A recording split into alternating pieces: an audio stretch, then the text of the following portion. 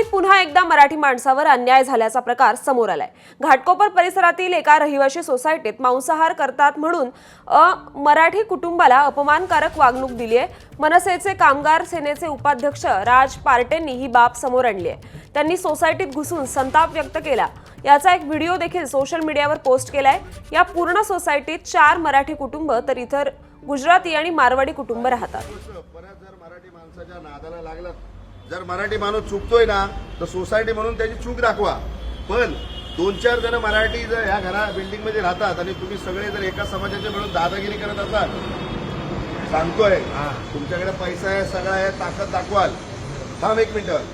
पण 4 जण येत नाही तर 4 जण, तुम्ही जास्त 100 जण असाल पण त्या 4 जणांसाठी ना इथं 4000 येतील। तेव्हा तोंड द्यायचं आणि तयारी ठेवायची।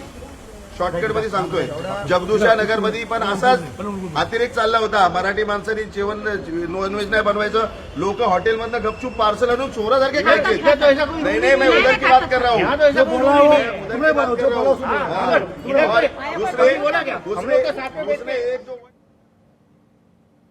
तर घाटकोपरमध्ये मराठी कुटुंबाला अपमानकारक वागणूक दिल्याचा मनसेचा आरोप आहे। मनसे पदाधिकाऱ्यांकडून इमारतीच्या अध्यक्षाला या संदर्भात आता जाब विचारण्यात आलाय।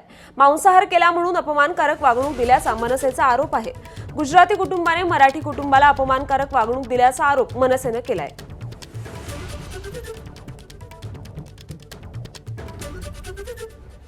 माझ्याबरोबर राम रिंगे आणि त्यांचं कुटुंब आहे। रामजी, काय सांगाल, नेमकं काय वाद होतोय? गुजराती इथले ज्या फॅमिली आहेत त्यांच्याकडून तुम्हाला काय त्रास दिला जातोय, काय सांगाल? एक महिन्यापूर्वी सोसायटीचं इलेक्शन झालं। 1 महिन्यापूर्वी सोसायटीचं इलेक्शन झालं। त्या इलेक्शनमध्ये मी फॉर्म भरला होता, तर माझी तिथे हार झाली।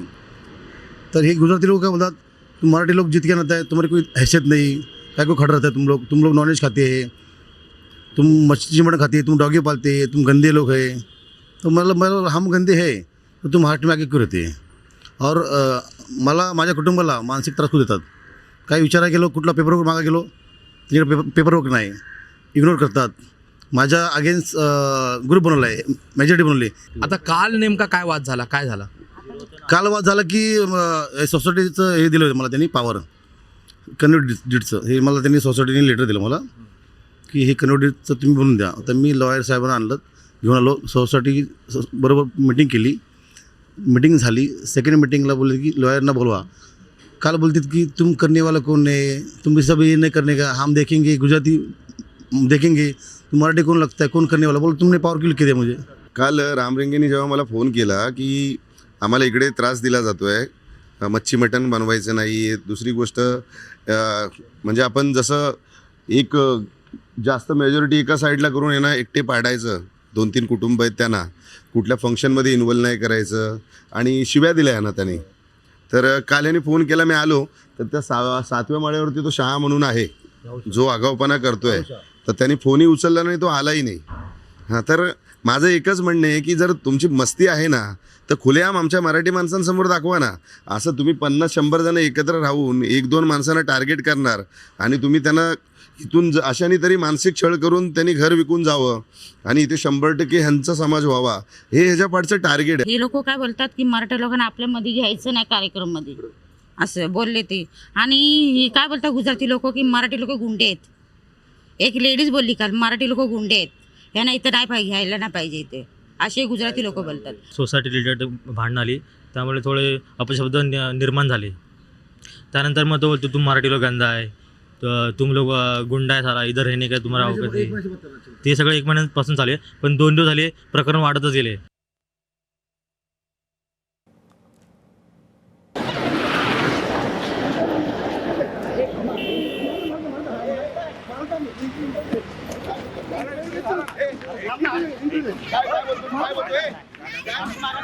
मराठी लोकांवर अन्याय होत नाही बोलतोय। मराठी लोकांना लेटर दाखवा, लेटर दाखवा। हे काय, हे थांबे थांबे, हे कशाला दिले ना? 1 मिनिट, हे कशाला दिले ना? हे कशाला दिले ना ते सांग मला, हे कशाला दिले ना? तू बोलतोय ना मराठी माणसावरती अन्याय नाही ना, मग हे अथॉरिटी दिलेलं लेटर का कॅन्सल केलं? उत्तर दे। काय बोलतोय? मराठीतच बोलायचं, हिंदीमध्ये बोलायचं नाही. गुजरातीमध्ये बोलता तुम्ही पण. बघितलं किती वेळा तुम्हाला? अरे महाराष्ट्रात राहता, का बोलला पाहिजे आपल्याला?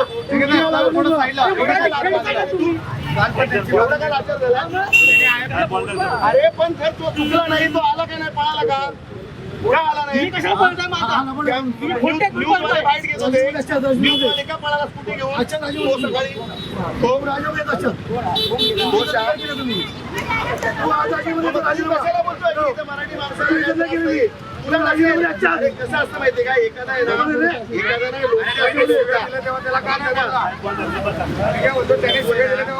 पाठी पाठी आहे ना, लोकगिरी करतोस ना, म्हणून तुला गोड वाटतात. त्याने शिव्या दिल्या तेव्हा का नाही बोलला? अरे पप्पाला किती बोलत आणि त्यांची बाजू घेत होते. अरे जर एक सोसायटी आहे ना, रोज देणार. एक सोसायटी आहे ना, एक सोसायटी, तर फंक्शनच्या वेळेला कुठला जात, कुठलं राज्य, कुठला धर्म बघायचं जातं का? हा, मग मराठी लोकांनी फंक्शन मध्ये इन्व्हॉल्व नाही व्हायचं. अरे तुझ्या सोसायटीत जर फंक्शन होतं, तुझ्या सोसायटी कमिटीचे ना, कमिटी मेंबरच्या इलेक्शनला ते उभे होते. त्यामध्ये यांचा पराभव झालेला आहे. तेव्हापासून यांच्यामध्ये 2 गट आहेत आपसामध्ये सोसायटीमध्ये. आता आमच्या पोलिसांपर्यंत कुठली तक्रार आलेली नाही, परंतु पोलिसांना माहिती मिळाल्याने पोलीस स्वतः इथं आलेले आहेत.